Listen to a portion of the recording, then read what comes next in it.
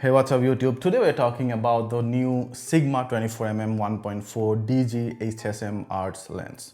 Now what does that mean? DG meaning that this is for full frame. I have it on my Nikon D750. It also has mounts for Sigma, Canon and Sony apart from Nikon. And then HSM meanings hypersonic motor, means it has a very silent autofocus motor, particularly useful. If you're a reporter, if you're in a stealth condition, you do not want the autofocus motor to either disturb your mic or disturb the subject. And then arts meaning it's the Sigma's way to say that this is a supremely built, highest quality lens that Sigma can make for you. Now Sigma has broadly divided its newer lens into three categories: arts, sports and contemporary. Arts are mainly assigned to the low focal length lenses, and they are supremely build quality and sharpness almost end to end. And then the sports lenses are almost equally built in terms of the build quality and the sharpness and other things as the art lens, but they are mainly assigned to the telephoto lenses, like for example the recent 150 to 600 mm sports. And then the last but not least, the contemporary series of lenses, which are relatively cheaper than these two classes of lenses, and they are more geared towards the masses. You cannot expect the same sharpness and build quality as arts and sports. So let's first talk about the build quality and the button layouts of the Sigma 24mm 1.4. Before that, this guy will cost you right now about $749. I think there's a great offer going on, I think on Amazon or Best Buy, but otherwise it's close to about $889, and in India it costs just under 57,000 Indian rupees. This is a 1.4 lens, mind you, and the cost actually makes it less than half the cost of the Nikon counterpart and just over half the cost of the Canon counterpart. So as far as price is concerned, this is very sweetly placed, very aggressively priced. And being a third-party lens, of course you have to do that, to win over the first-party customers. But apart from that, also this guy is supremely built. It has what Sigma calls TSC, meaning thermally stable composite material. Now that's Sigma's way of saying that it's not totally metal. It's more kind of a polycarbonate plus metal, and that has greater compression capability as aluminum. So even in heat, even in wide variety of weathers, this lens can sustain that. Now this is no way a light lens, only 24mm 1.4 of course, but it's 665 grams, so it's quite heavy. It'll make its presence felt in your body, and particularly when you have it with a full frame camera. My D750 is very light for a full frame, only 750 grams, but when I put on this, it's almost just under 1.5 kilos, so it makes its presence felt. And with a flash and all of the other things, and you add up the weight quickly. It has 15 elements in 11 groups, including FLD and ELD elements to counter the chromatic aberrations and other distortions and stuff. And we're gonna see whether it actually does that. It also has almost the same field of view as the Nikon and the Canon one, roughly about same 84.1 degree basically. The body feels amazing, and despite of being a TSC material, which is kind of which might be slightly durable, less durable than metal, but still it feels quite rugged. And the weight is because of the so many glasses in groups, plus the very good rugged material as well.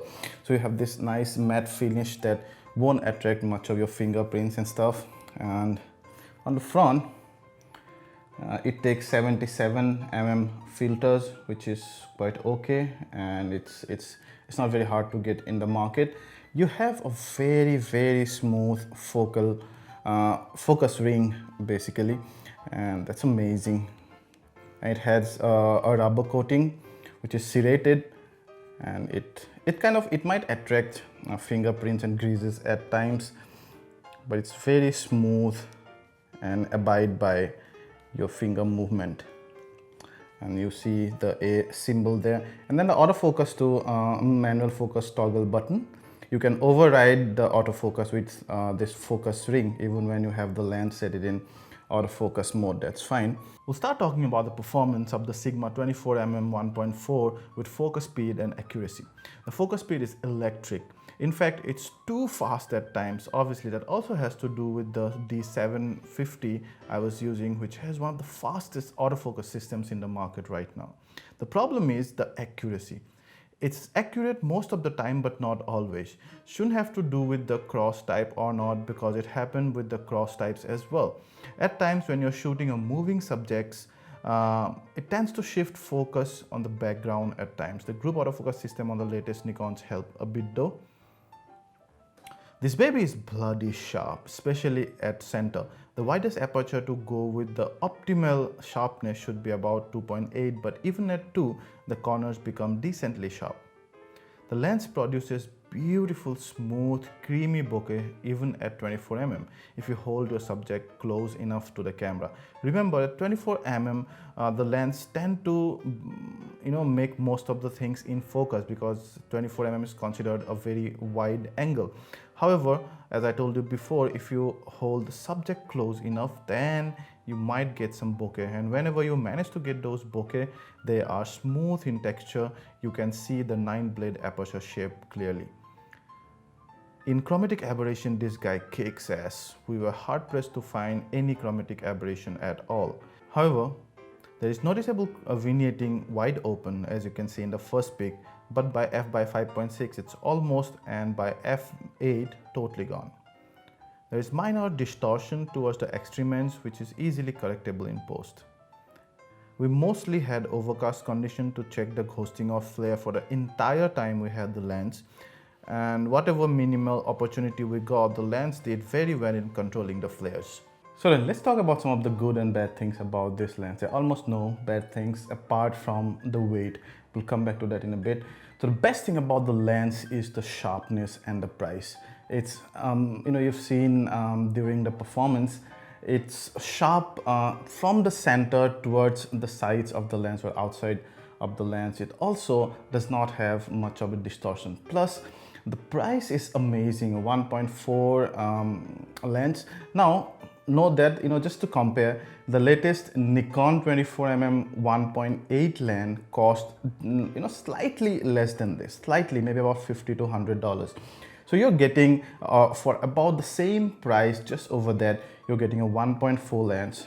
Now we have not tested the Nikon 24mm 1.8 because it's not out yet, but I assume this could be at least sharper at the center.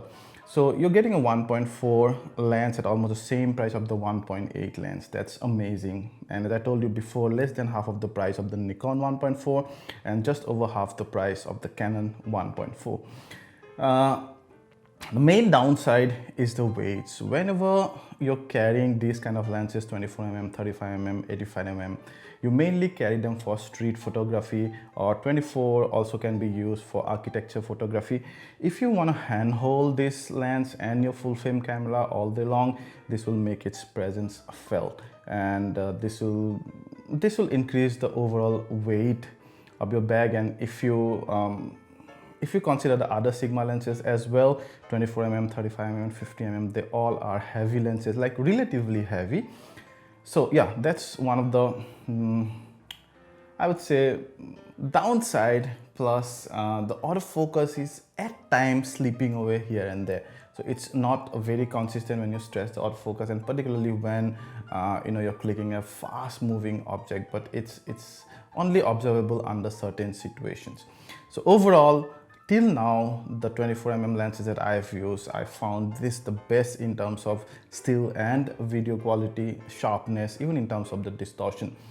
If only Sigma could keep the weight under 500 grams, I think it would have been a legend. It's still one of the best lenses in the market, mind you.